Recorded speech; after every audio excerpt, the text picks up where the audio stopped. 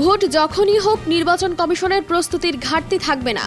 জনগণকে ভোটাধিকার ফিরিয়ে দিতে প্রয়োজনে আইন সংশোধন করা হবে, জানালেন প্রধান নির্বাচন কমিশনার এএমএম নাসির উদ্দিন। ভবিষ্যতে অবাধ ও নিরপেক্ষ নির্বাচনের জন্য বিভিন্ন সংস্কার চলছে, কিন্তু সংস্কারের নামে যেন কালক্ষেপণ না হয় সেদিকে লক্ষ্য রাখার আহ্বান জামায়াত আমিরের।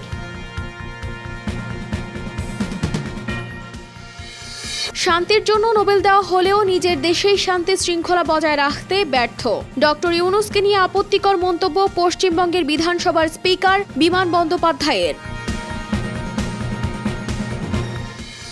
বাংলাদেশ ও ভারতের সম্পর্কের উত্তেজনার মধ্যেই কলকাতা ডেপুটি হাইকমিশনে ভারতীয়দের জন্য বাংলাদেশের ভিসা সীমিত করেছে ঢাকা। শিগগিরই চালু হচ্ছে বাংলাদেশ পাকিস্তান সরাসরি ফ্লাইট।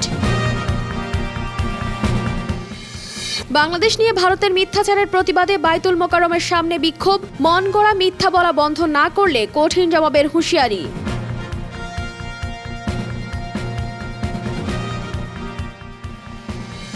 ফ্যাসিস্ট আওয়ামী লীগ গণতন্ত্রের ভয়ঙ্কর শত্রু ছিল। পরাজিত শক্তির যাতে পুনরুত্থান না ঘটে সেজন্য গণতান্ত্রিক শক্তিকে সবসময় ঐক্যবদ্ধ থাকার আহ্বান তারেক রহমানের।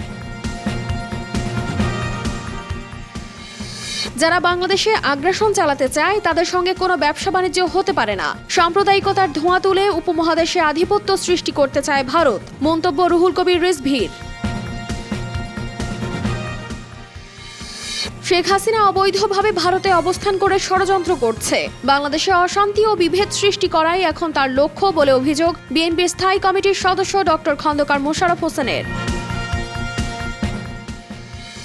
অন্তর্বর্তী সরকার ব্যর্থ হলে দেশে অনেক বড় বিদ্রোহ হবে, মন্তব্য বিদ্যুৎ ও জ্বালানি উপদেষ্টা মোহাম্মদ ফাউজুল কবির খানের। কিন্তু এইবার যদি আমরা ফেল করি তাহলে কিন্তু আরো অনেক বড় বিদ্রোহ হবে। অনেকে তো প্রেসিডেন্টের পদত্যাগ চায় দক্ষিণ কোরিয়ার ক্ষমতাসীন দল। দেশ জুড়ে অসহযোগ আন্দোলনের হুমকি ইমরান খানের।